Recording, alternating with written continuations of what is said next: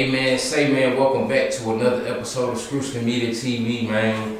We here live, man. We got my boy. I've been fucking with him for a while, man. Lil Pat The Nicest, man. What's the deal, bro? What's going on? The nicest. What's going down, man? Man, chillin', Nicest man. in the city. Oh yeah. Like I said, appreciate you having me. Appreciate you messing with me, even though my page got deleted, man. Appreciate you still being a solid one, bro. Yeah. So Shit, I want to start from the beginning, man. Just let everybody know where you from in Houston. Shit, I'm from the South Side, South Park, Dead End, Texas. MLK and Celeste. Oh yeah.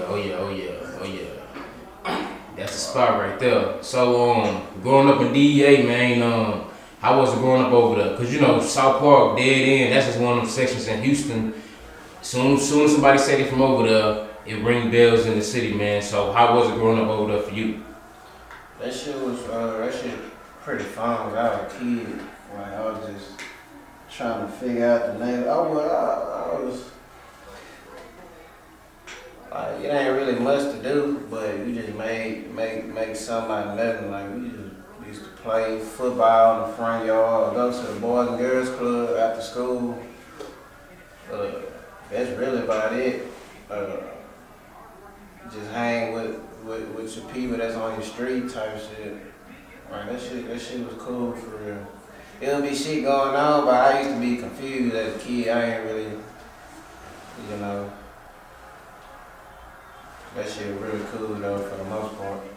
It was like any other neighborhood around the 80s. Nah. We ain't gonna do that, man. And I ain't gonna lie, When you talking about South Park, Dead End, bro, that's really like kind of like the culture of H-Time, bro. Yeah, you got some legends come out there then. You got some motherfucking legends come out there then. Nah, real talk. So being from South Park, you know what I'm saying, being from Dead End, man, and like I said, by that side of town being one of the neighborhoods that put Houston on the map as far as like the car culture, you know what I'm saying, the drink, you know what I'm saying, the screwed up sound, man. So growing up, did you witness some of those type of things growing up in that area of Houston? Yeah, for sure. Like, we pull up to school, you see everybody car. Sometimes my people used to pull up in a drop top. I don't know what body car it was. It was a big ass body, like an old model, swangers on this hoe.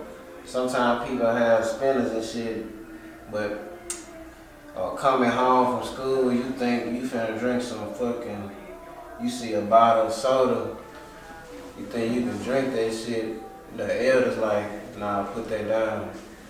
I'm like, damn, I just want some soda, but you'll see that shit. Of course now when I'm older, but coming up, you'll be surprised when you put two and two together. Right.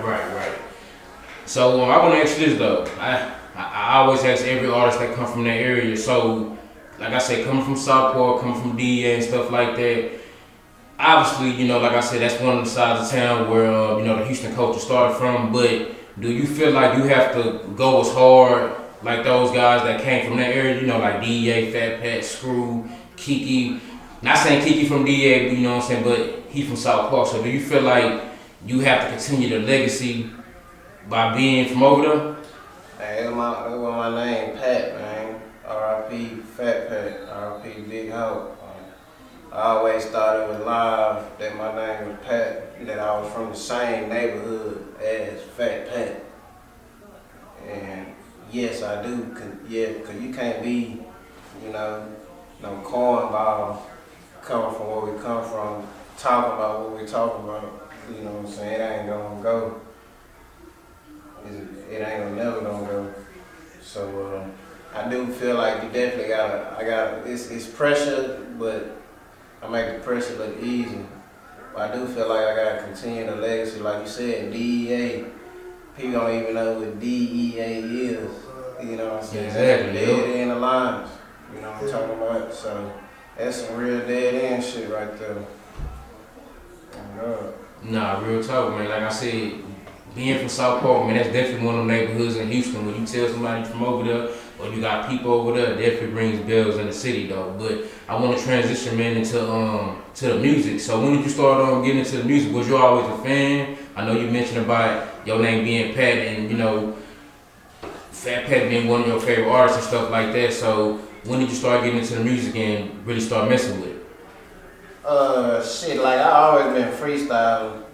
Like, I always knew how to rap, so I always was rapping kid. Rapping on the bus, rapping at school, hallway, whatever. I always was that nigga that could rap, one of the few. So it really like my senior year of high school, I felt out of football, I started getting in the studio. What high school that was? Sterling? And I went to Dover. Okay, you went to Dover. Yeah, my mama, we moved to the Clark. Not trying to let a nigga go to Sterling. She told me that personally. I got so many stories going against Sterling, man. Them dudes over there aggressive, aggressive, man. But you were saying that you had dropped out of playing football and stuff. Hell yeah, like senior year, nigga fell out of playing football because the nigga was live at this shit. So I started playing there. I'm like, fuck, I'm finna rap because that's the only other thing I know how to do. So that was like 2013. Started getting in the studio and start recording, trying to figure out what my sound was.